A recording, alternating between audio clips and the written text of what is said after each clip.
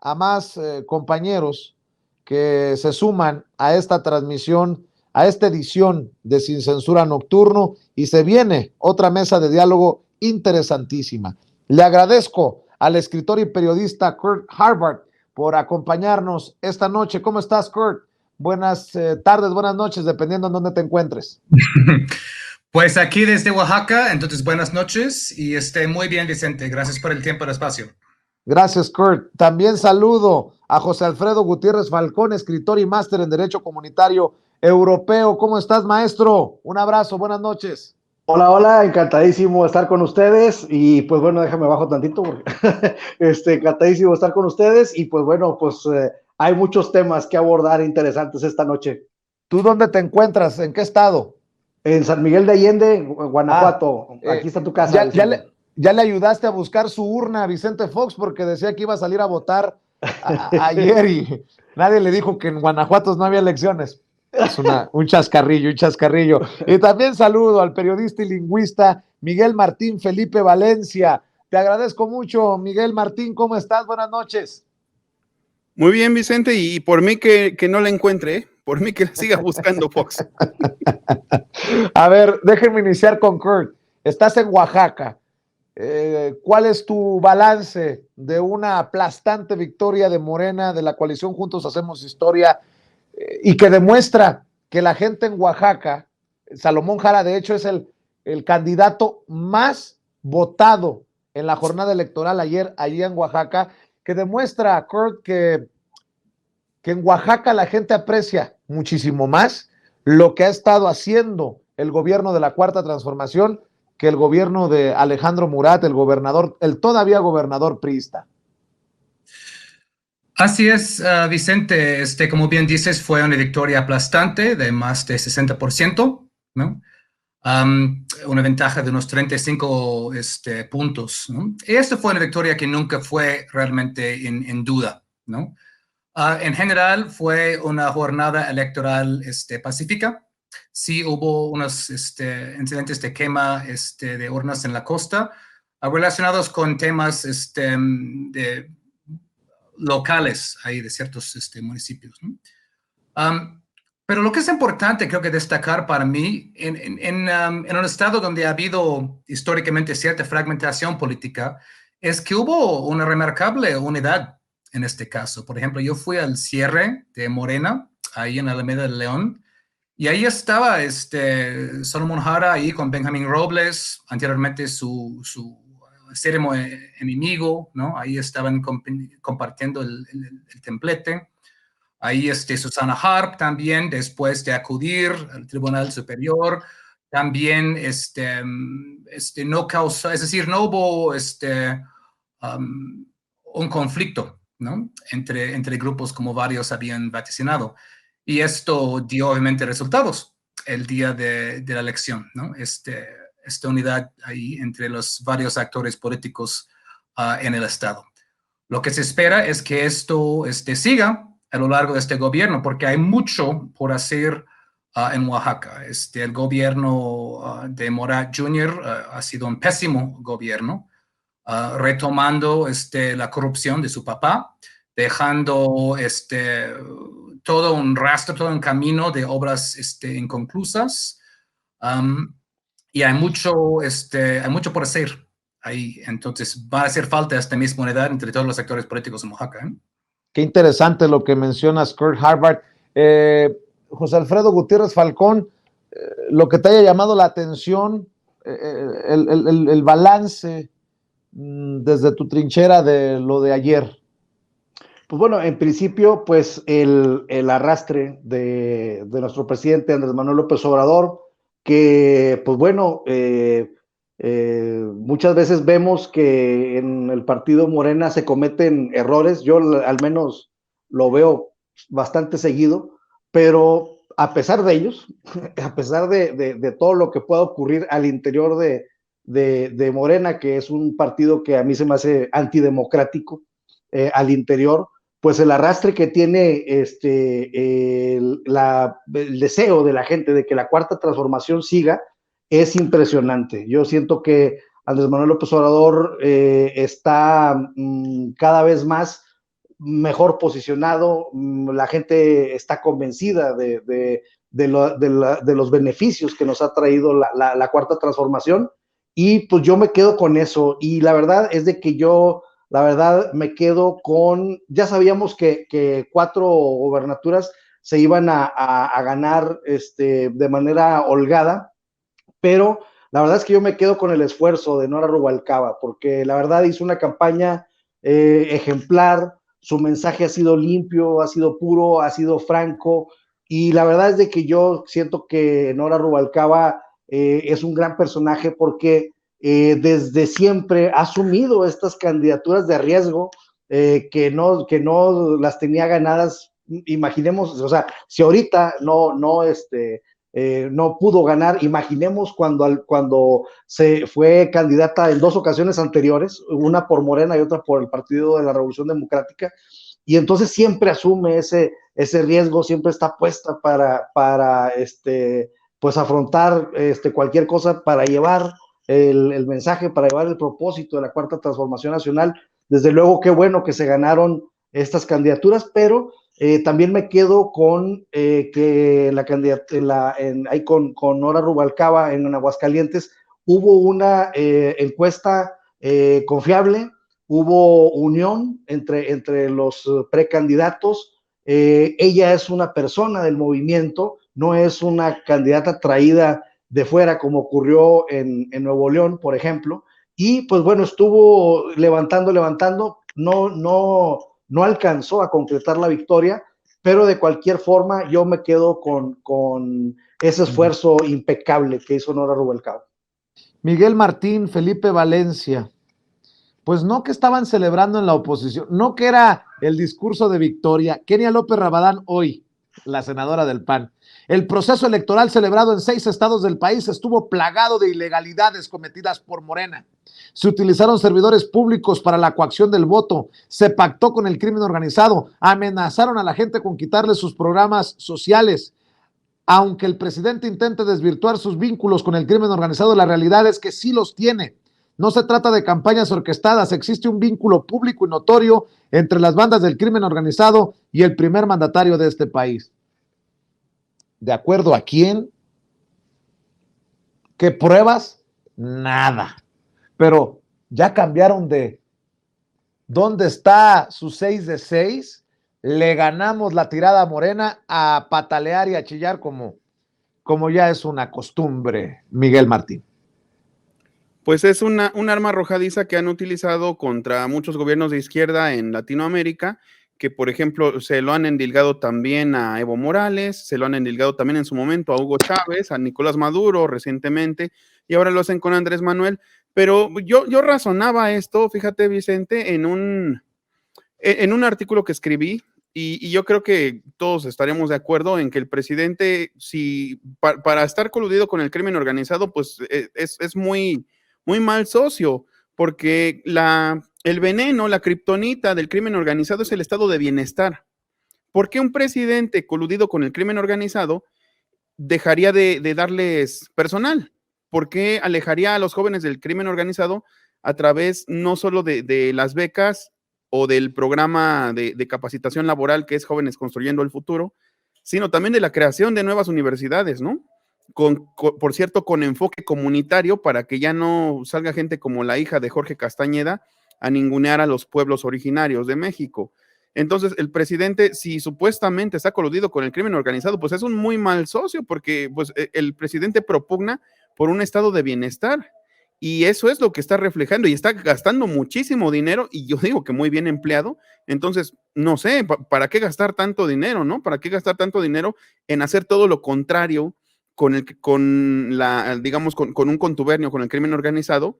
Si sería más fácil dejar a los niños sin estudio, sería más fácil dejar a los jóvenes sin trabajo, sin ningún estímulo, sin ningún sueño, y entonces sí, serían carne de cañón para el crimen organizado, y entonces a lo mejor pues igual podría venir otro y hacer una limpieza étnica como Calderón, ¿no? Porque pues no nos hagamos tontos, ¿a poco murieron jóvenes ricos durante el calderonato en esa disqueguerra contra el crimen organizado?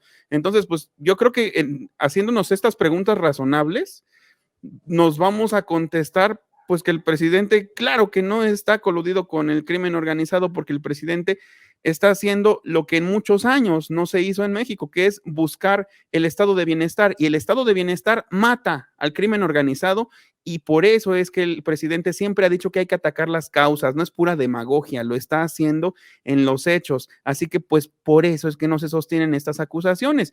Pero qué bonito es actuar, qué bonito es el histrionismo. Hoy precisamente salía Lili Telles en esa mesita de comiendo gratis con el Azraqui, que estaba diciendo, ojalá me preste vida, Dios me preste vida, Andrés Manuel López Obrador, para verte tras las rejas. Imagínate nomás. O sea, sí, todo el tiempo andan en personaje, se creen muy bien su papel. ¿Por qué es eso? Están interpretando un papel, porque no lo veo viable de otra forma. Es puro histrionismo que simplemente pretende demeritar lo que hace el gobierno, lo que hace el presidente.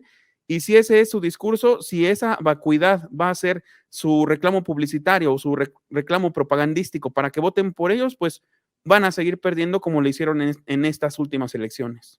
Sobre este tema de los presuntos vínculos del presidente con el narcotráfico, imagínense, hasta un crítico como Edgardo Buscaglia, catedrático, el doctor Edgardo Buscaglia, experto en seguridad, escribió en Twitter: no existen datos objetivos que muestren al gobierno de AMLO en manos del cártel de Sinaloa, como sí lo estaba el desgobierno de García Luna y Calderón. Ahí se las dejo de tarea. Bueno, déjenme regresar con Kurt Harvard para poner otro tema sobre la mesa en esta mesa de diálogo. El presidente Andrés Manuel López Obrador anuncia que no va a la Cumbre de las Américas, Kurt. Una Cumbre de las Américas que creo que va a fracasar. Y dice el presidente: a mí no me vayan a culpar, no me culpen del fracaso de la Cumbre de las Américas, cúlpenle a los políticos que han estado presionando a Joe Biden para que se excluya a naciones, a países de esta cumbre. Después anuncia también en la mañanera que va a ir en julio a la Casa Blanca, lo confirma la Casa Blanca. Dame tu opinión acerca de esta postura, desde mi perspectiva, de mucha dignidad del presidente Andrés Manuel López Obrador, que vuelve a levantarse, no ante el imperio, sino como un líder regional, un líder del Río Bravo, del Río Grande, para abajo. ¿O cómo lo ves tú, Kurt? Sí, es interesante, Vicente. Estos como 20 minutos hoy en la mañanera, cuando trató ese tema de la cumbre, fueron para mí, pues, uno de los 20 minutos más, pues, eléctricos, por decirlo así, de todas estas horas de mañaneras a lo largo de estos 4 años, ¿no?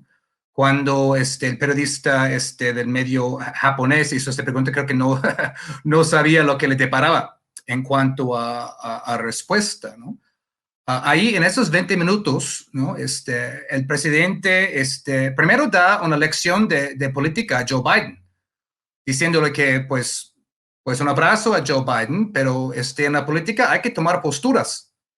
Y la indecisión cobra su factura, que es exactamente lo que ha pasado con Biden en todo este asunto de la cumbre, ¿no? Dicen que no iban a invitar a ciertos países, luego que no habían girado las invitaciones, luego que no les iban a invitar, luego otra vez invitaciones, y llegamos hasta los últimos días con la indecisión, la falta de agenda, todo eso, ¿no? Primero, ¿no? AMLO está ahí básicamente dándole la cátedra política a Biden, ¿no?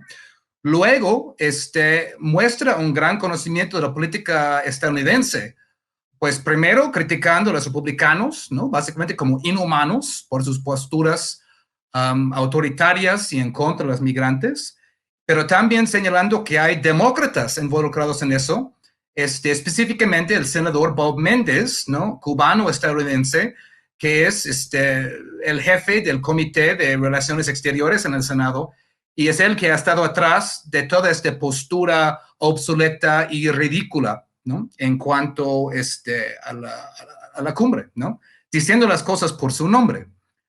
Y no solo eso, en cuanto al bloqueo contra Cuba, fue muy claro en decir que Estados Unidos está intentando manejar el argumento de los derechos humanos con tal de excluir a países, pero el embargo es la violación más grande de los derechos humanos. Incluso lo calificó como genocida, ¿no? Bloquear a un país, una isla como Cuba, para que ni siquiera puedan importar alimentos y medicinas necesarias, ¿no? Ahí, ¿no? Para también luego decir que obviamente no acepta hegemonías de nadie, ¿no? Ni Estados Unidos, ni China, ni Rusia, ¿no? Todo esto en el transcurso de unos 20 minutos cuando estaba bien golpeando el podio con mucha énfasis en estos puntos. Kurt, déjame decir que para mí es fascinante que tú nos estés ayudando a este análisis. Tú eres estadounidense, ¿no? Sí, de origen, sí. Déjame preguntarte, ¿qué te pasa por la mente cuando escuchas al presidente Andrés Manuel López Obrador señalar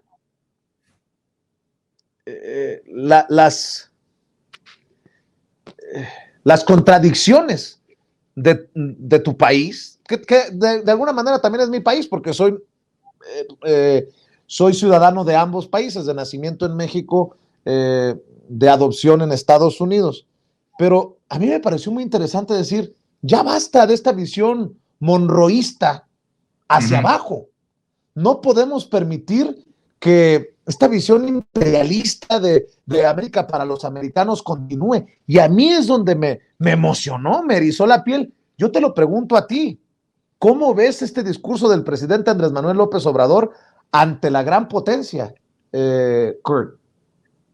A mí me emocionó también, francamente, aunque yo haya nacido en Estados Unidos, yo soy un crítico feroz de sus políticas imperialistas ahí, y absolutamente sin sentido, ¿no? Es decir, son políticas absolutamente sin sentido. Es decir, Estados Unidos intenta desde hace 60 años aplastar a Cuba, pero tiene grandes relaciones con China, que también califican de dictadura, y incluso Biden está planeando hacer un viaje a Arabia Saudita, ¿no?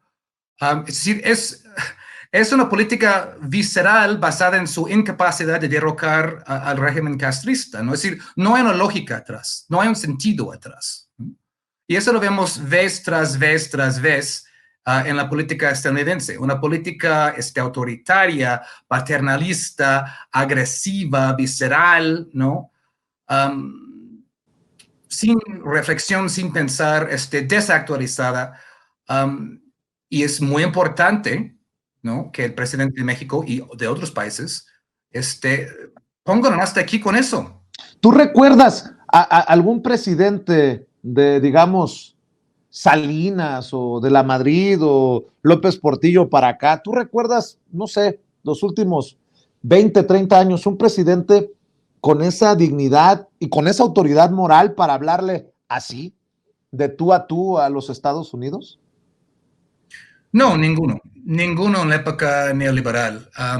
El único caso que puedo mencionar sería, y jamás digo cosas buenas de Fox, es cuando el gobierno de Fox se opuso a la guerra en Irak en 2003, que creo que fue una de las pocas buenas cosas que hizo el gobierno de Fox.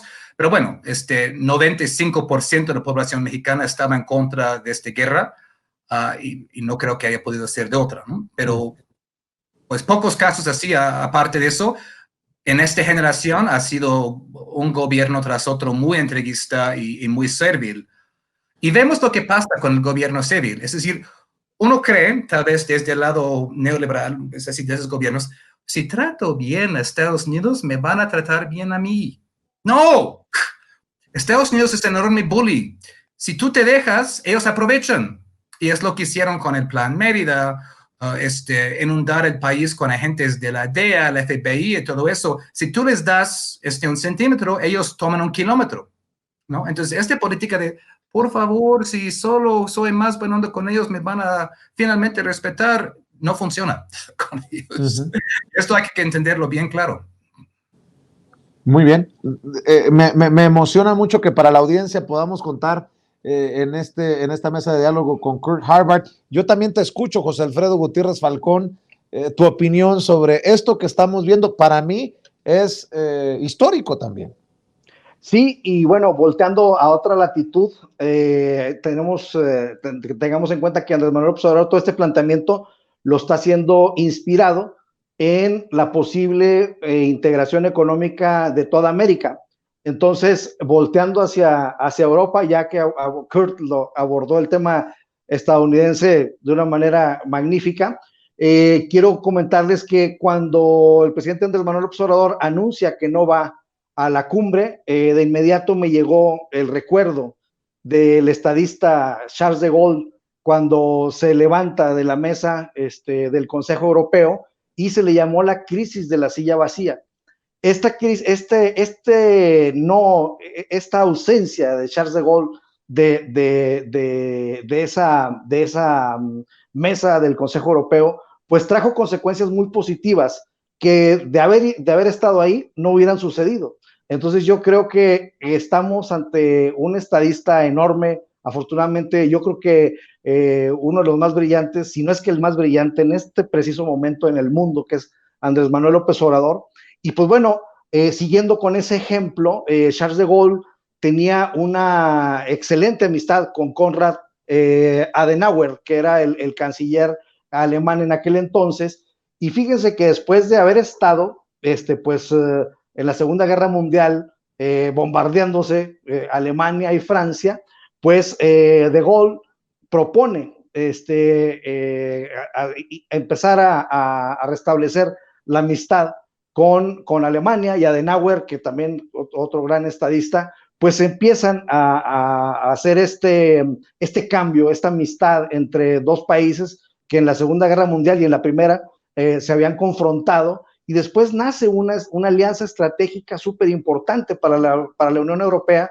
¿Por qué? Porque de este tratado, Adenauer y de Gaulle firman un tratado que se llama el Tratado de Eliseo, y ese tratado ha servido muchísimo para la cristalización, para concretar el proyecto de la Unión Europea, porque pues bueno, si se pudieron poner de acuerdo y se pudieron estrechar las manos, incluso de Gaulle le da 2 besos en cada mejilla a Adenauer, y Adenauer con la frialdad de los alemanes no supo qué hacer, y en la firma le da 2 besos. Entonces así se cristaliza la unión de la Unión Europea. Entonces creo yo que hay una semejanza entre Andrés Manuel López Obrador y Joe Biden, que en realidad creo que Biden sí quiere esta unión de América Latina. Biden sí quiere tener esta transformación en toda América, pero pues como lo dijo Andrés Manuel López Obrador, él es una persona buena, está recibiendo muchas presiones, y por eso se extiende estos 20 minutos que nos decía Kurt, que a todos nos erizó los vellos, ¿no? Porque estábamos súper emocionados. Y hay una cosa interesante de Charles de Gaulle. Charles de Gaulle, cuando llega a ser presidente de Francia, instaura la Quinta República después de un referéndum. Entonces, imagínate la similitud del superestadista Charles de Gaulle con nuestro presidente Andrés Manuel López Obrador, que Charles de Gaulle llega, instaura la Quinta República. Acá fue la Cuarta Transformación, allá es un número más, pero es exactamente lo mismo, porque como dijo el presidente Andrés Manuel López Obrador, hoy se necesitaba un cambio, se necesitaba una transformación, y así lo entendió Charles de Gaulle en Francia, y después hace un referéndum para preguntarle a la gente qué es lo que quiere. Entonces imagínate, hay una similitud padrísima con la silla vacía, que Andrés Manuel no va a la cumbre, pero sigue en una relación totalmente totalmente fusionada, por decirlo de una manera, totalmente armonizada, yo creo que es la palabra, con Joe Biden. Siguen insistiendo y luego se reúnen, se van a reunir ahora ya en junio, y pues se instaura esta república, y hay democracia participativa en Francia como la hay ahora en México. Entonces hay unos paralelismos muy interesantes, y creo que estamos en México con un gran estadista de talla mundial, de talla global, y tenemos que estar orgullosos de eso. Miguel Martín, ¿tu opinión? Antes, la forma en la que nos infundían el nacionalismo, fíjate con qué cosas era, ¿no? Con el Mundial de Fútbol, que ahora creo que mucha gente ni lo va a pelar. Me refiero a la participación de la selección mexicana, que pues ya más bien pues ya se sabe que es la selección de Televisa. Pero creo que estamos viviendo tiempos en los que ya el nacionalismo es algo más orgánico, ya no es algo impostado, no está fabricado desde una televisora, sino que, al menos para mí, a mí también me llega a erizar la piel, a mí también se me llega a ser bastante épico, ahora que en estos tiempos más bien épico le llaman a cualquier cosa de la cultura pop. Yo creo que más bien para épico, pues es el presidente diciendo que no acepta hegemonías, es el presidente diciendo que va a tratar de reunirse con Joe Biden para seguir insistiendo sobre lo del bloqueo. O sea, aparte, esto era no solo era una especie de tabú, que nadie se atreve, los presidentes de México no hablaban del bloqueo, nadie hablaba del bloqueo, sino que el presidente está tomando parte activa y hay que imaginarnos si es épico lo que vimos hoy en la mañanera, qué tan épico sería que el presidente lograra, a lo mejor no por sí mismo, pero sí que fuera muy influyente en la resolución benéfica, en la resolución, digamos, a favor del pueblo cubano de este bloqueo, que finalmente se levantara. Yo creo que eso sería genial, sería épico. Y cambian mucho las situaciones, ¿no? Por ejemplo, vámonos al 20 de septiembre de 2006, pues en ese tiempo precisamente quien hoy es el presidente, pues estaba en esa pugna, ¿no? Porque le habían robado la presidencia, porque como parte de esa ola democratizante o democratizadora de América Latina, pues lo lógico hubiera sido que aquí ganara Andrés Manuel López Obrador, que aquí ganara su movimiento, que en ese tiempo pues estaba dentro del PRD, y pues ya sabemos, ¿no? Le cortaron las alas o nos cortaron las alas como pueblo en ese camino por la democracia. Pero me refiero en concreto a esa fecha porque fue cuando Hugo Chávez en la tribuna de la ONU, el día anterior acababa de estar George W. Bush ahí precisamente en intervención. Y él, me acuerdo que todo el mundo lo tiene muy presente, ¿no? Porque pues fue un hito histórico de cierta forma. Dijo que por esa tribuna había pasado el diablo y se santiguó, ¿no? Y aquí en los medios mexicanos lo pintaron como un payaso, ¿no? Como que era una tontería, como que era un exabrupto, como que, ay, este Hugo Chávez, qué bárbaro, qué tonto. Pero pues realmente creo que estamos viviendo algo a la altura, ¿no? Cuando de veras se aprieta todo un presidente, de veras echa los hombros al pueblo, de veras se envuelve en la bandera y no de una manera chauvinista como la oposición, sino de una manera genuina para mostrarnos lo que es realmente plantarle cara al imperio. ¿Por qué no? Que el presidente no está usando estas categorías, es bien interesante, porque se desmarca de al menos usar el mismo léxico, por ejemplo, que algunos de sus homólogos de la lucha de izquierda, ¿no? No habla tan frontal en ese sentido como, por ejemplo, hablaba Hugo Chávez precisamente, como, por ejemplo, hablaba Fidel Castro. Sin embargo, sí es contundente y, sin embargo, sí se pone a hablar de las cosas que son sangrantes y que hacen daño ya a la región, al bloque, y si me apuran, pues a la humanidad, que es esta parte del bloqueo. Entonces, claro, pues lo dicho, para epicidad, lo que vimos hoy en la mañanera, y no la selección mexicana y no las películas de Marvel. Creo que hay de epicidades a epicidades. Para cerrar, nada más para confirmar, veía que publicabas, Kurt, Estados Unidos permitirá, como el policía del mundo, esta visión imperialista, Estados Unidos permitirá que el petróleo venezolano se venda en Europa. Y tú lo rematas y luego se preguntan por qué su cumbre es un fracaso, en referencia a la cumbre de las Américas. Ahora resulta que Estados Unidos tiene que permitir. Esa es la visión de la que habla el presidente Andrés Manuel López Obrador, que tiene que cambiar ya, Kurt. Sí, esos son precisamente esos tipos de incongruencias y hipocresías de las que hablamos antes. Es decir, Estados Unidos no permite que Venezuela vaya a la cumbre. Estados Unidos reconoce todavía a Juan Guaidó como presidente de Venezuela, ¿no? Ay, pero cuando Rusia ataca a Ucrania, pues Biden bien manda un enviado a Venezuela para intentar hacer negociaciones acerca de empezar a volver a importar el petróleo de Venezuela. ¿Y con quién negocian? No con Guaidó, sino con Maduro.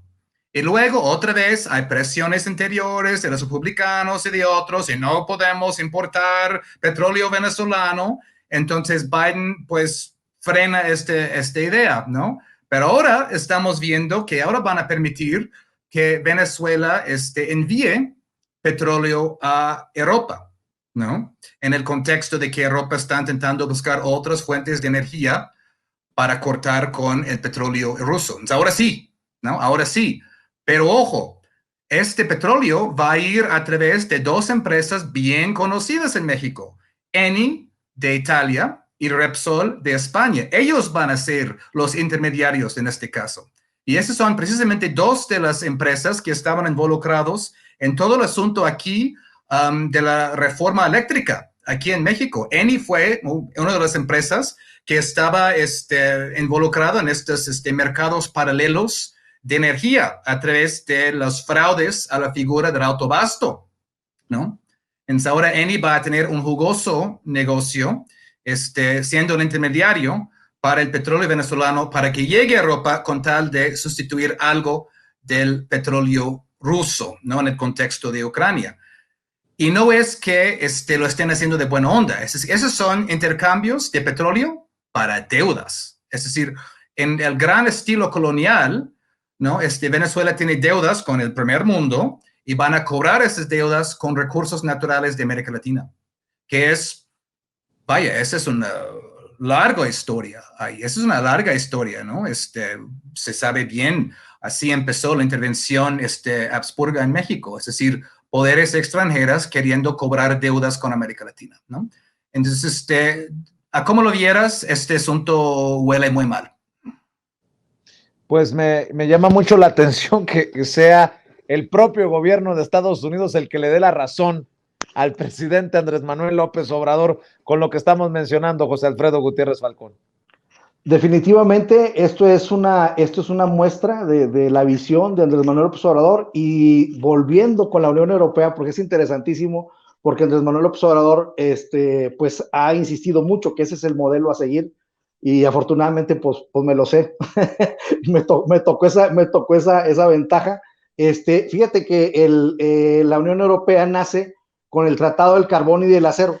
Entonces, aquí estamos viendo cómo los energéticos están jugando un papel fundamental, el petróleo con Venezuela y el litio con Chile, Bolivia, Argentina y México. Entonces va a haber un eje, hay un eje petrolero y hay un eje de litio, entonces que va a haber en toda América, y Estados Unidos tendrá que entender que la regionalización con respeto a las soberanías es lo que le conviene a todo el mundo. ¿Por qué? Porque de esta manera podemos vender hacia afuera en conjunto, y va a ser tenemos que organizarnos para que podamos ir compitiendo, como dijo Andrés Manuel López Obrador, desde aquel memorable aniversario de Simón Bolívar en el Castillo de Chapultepec, para que podamos enfrentar comercialmente a Asia.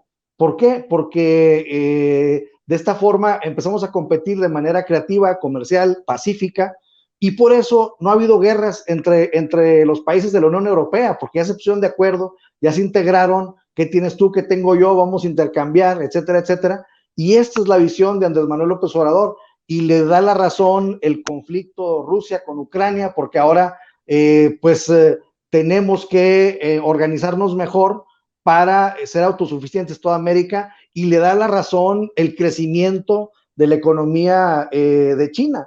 Entonces, pues bueno, estamos lo vuelvo a repetir, ante un gran estadista que afortunadamente nos tocó que fuera nuestro presidente de la República Mexicana. ¿Por qué? Porque él tiene una visión, pero clarísima de lo que se tiene que hacer, y está planteando esta integración y este permiso, vamos a entrecomillarlo, que le da Estados Unidos a Venezuela para que exporte petróleo hacia Europa, pues es una evidencia clarísima. Y no solo eso, la compra de petróleo que Andrés Manuel López Obrador dijo que se hizo en lo oscurito, de petróleo de Norteamérica a Venezuela. Entonces, pues estamos viendo toda esta reconfiguración, y hay un jefe de Estado que leyó todo eso y se llama Andrés Manuel López Obrador. Cerramos con tu comentario, con tu opinión, Miguel Martín.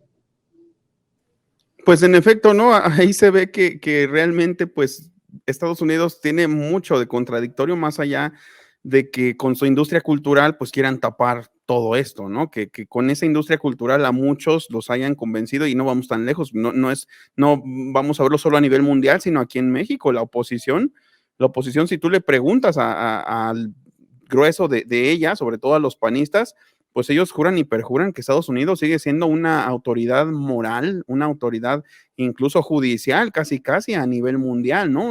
Como hemos visto, por ejemplo, a esta señora que para que nos riamos un poco, irónicamente, Mariana Gómez del Campo es dueña de 3 salones de belleza, fíjense cómo están las cosas, y ella, ya ven que ha sido la presidenta de Asuntos Internacionales del PAN, ¿no? Y obviamente, pues, ella suele ir encabezando comisiones que quieren hacer que Joe Biden regaña al presidente Andrés Manuel López Obrador cuando realmente pues no tendrían cara, no la tienen, es que no la tienen. Y por otro lado, pues vemos que en efecto estos países no están fregados hacia su interior porque se estén violando los derechos humanos, como lo dice precisamente, lo arguyen estos organizadores de la Cumbre de las Américas para no invitarlos, sino que más bien es por estos bloqueos, que en efecto son de lo más inhumanos, que en efecto son siempre negados en el discurso oficial y que tantito que les permitan, ¿no? Que les den chance, ay, por favor, con cuánta benevolencia los dejan por fin comerciar con lo que ellos producen de manera muy legítima. Entonces, estas cuestiones, pues realmente sí siguen dándole la razón al presidente. Y por cierto, también muchos analistas apuntan a que de plano, al no ir el presidente, no tiene relevancia la cumbre, que al no ir el presidente, pues la cumbre se cae y es un fracaso. Entonces, pues ya vemos, yo creo que de qué tamaño, en efecto, como lo dicen los compañeros, de qué tamaño es un líder o de qué tamaño es el líder que tenemos actualmente, que no solo, creo que su sombra se extiende por más de solo México, sino que también es Latinoamérica, todo Latinoamérica. Fíjate nada más, ojalá que no se me vaya a asustar Kurt por mis majaderías. Ustedes me conocen más que Kurt, pero chingada madre. Ahora sí tenemos presidente.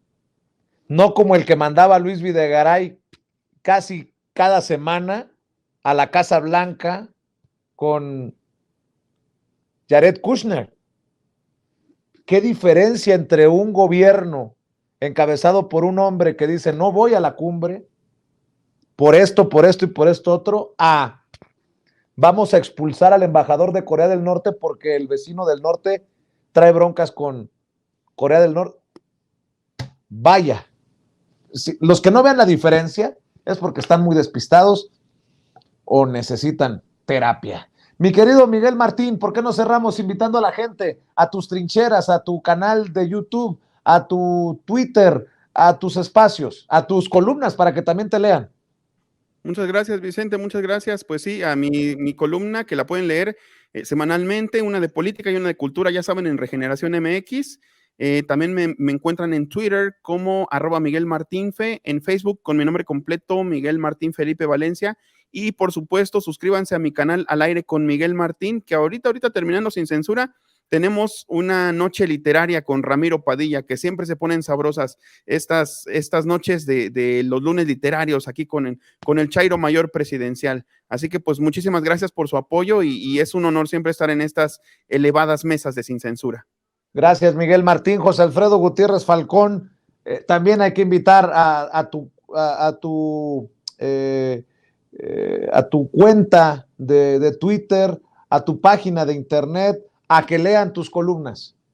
Sí, pues gracias Vicente. Estamos en Los Reporteros MX. Mi columna se llama A los Jóvenes y le puse así porque nuestro presidente siempre está haciendo un llamado para que los jóvenes tengan más información y se llama A los Jóvenes y está en Los Reporteros MX, se publica los viernes, ahí ojalá nos puedan leer. También en Twitter estoy como @Gutiérrez Falcón, en Facebook estoy como JA Gutiérrez Falcón y mi página web es gutierrezfalcon.media. Ahí pueden ver todos mis contenidos y ahí vamos a estar escribiendo de esto que estamos comentando el día de hoy también.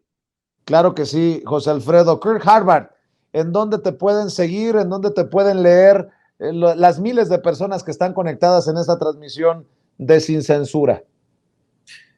Sí, Vicente, me pueden encontrar en Twitter, @KurtHagbard, como se ve ahí en la pantalla, Kurt Hagbard como mi nombre. Ahí estoy bastante activo ahí en Twitter. Yo escribo en una revista estadounidense que se llama Jacobin, y ahí también me pueden encontrar mis entregas, todos están en línea. Están en inglés, pero varias ya han sido traducidas, ¿no? Voluntariamente por los lectores, de manera muy, muy, muy amable y muy solidaria. También, yo también tengo un pie en el mundo literario, ¿no? Como el otro compañero, y tenemos una iniciativa aquí que se llama Editorial Matanga, y publicamos autores oaxaqueños. Entonces ahí es www.editorialmatanga.com, y ahí pues estamos descubriendo, publicando nuevas voces en la escena literaria aquí del sur. Matanga, como Matanga dijo la changa. Exactamente. Sí. Eso, chingado. Oye, pues sigue disfrutando de Oaxaca, una tierra que tanto amo y que necesitamos apoyar, porque por allá en Pochutla, por allá en Pluma Hidalgo, en la sierra, allá cerca de Huatulco, la están pasando mal luego del paso del huracán Ágata. Prometo ir a visitar a muchos de ustedes, amigos, para ver cómo podemos apoyar desde esta trinchera muy humilde, pero creo que todo marca, todo cuenta en momentos de necesidad. Te encargo por allá, esa tierra que tanto quiero, mi querido Kurt. Gracias por acompañarnos, espero que regreses pronto a las mesas de diálogo. Gracias, José Alfredo Gutiérrez Falcón. Gracias, Miguel Martín. Que pasen excelente noche. Cuídense. Buenas noches. Amigos, amigas, regresamos en breve, pero mientras seguimos hablando sin pelos en la lengua, sin censura, usted puede suscribirse a nuestros 3 principales canales en YouTube. Sin Censura Media, en donde tenemos más de 1.600.000 suscriptores, Sin Censura TV, en donde tenemos más de 1 millón de suscriptores, y en Sin Censura Presenta, en donde queremos llegar muy pronto a los 100,000 suscriptores. Si usted ya está inscrito en Sin Censura Media, suscríbase en Sin Censura TV. Si ya está suscrito en Sin Censura TV y Sin Censura Media, suscríbase a Sin Censura Presenta. Recuerde que es gratis, no tiene que sacar un solo centavo de su bolsillo para apoyarnos. Dele clic en la campanita para que los señores y señoras de YouTube envíen las notificaciones cuando estemos transmitiendo en vivo y en directo o estemos subiendo videos. También nos puede seguir en Twitter en @Vicente Serrano y hasta en Instagram. Ojo, también estamos en Instagram. Son nuestras redes sociales y con el apoyo de ustedes seguimos creciendo, porque con ustedes todo, sin ustedes nada.